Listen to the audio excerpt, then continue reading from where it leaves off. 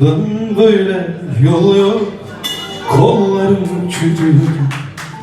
Bundan öte karanlıklar. Sen beni anlamadın, gözün kan bürümüş. Bundan öte ayrılıklar. Bundan böyle yol yok, kollarım çürüdü.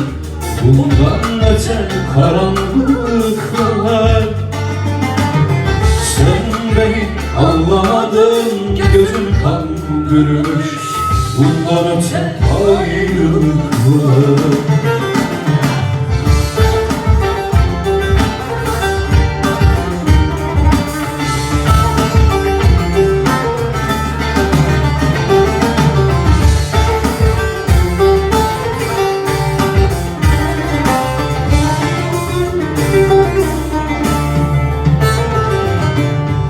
Yüce dağların ardında kaldı hayallerimiz. Bu şehirde yine ölüm var. Karanlıklar çöktü yine, sevgiler de sahteymiş. Bu gönlümde yine hüzün var. Yüce dağların ardında kaldı hayallerimiz. Bu şehirde yine ölüm var. Karanlıklar çöktü yine, sevgiler de sahteymiş. Bu gönlümde yine hüzün var. Bundan böyle yol yok, kollarım çürüdü. Bundan öte karanlıklar. Sen beni anlamadın, gözün kan bürümüş. Bundan öte ayrılıklar. Bundan böyle yol yok, kollarım çürüdü.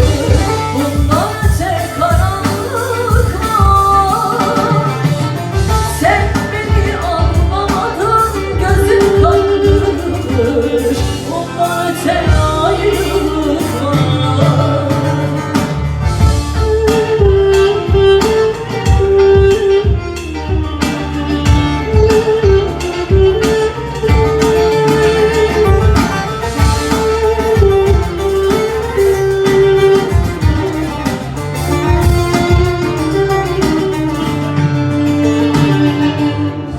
Yüreğimi yakıyorsun o güzel gözlerin.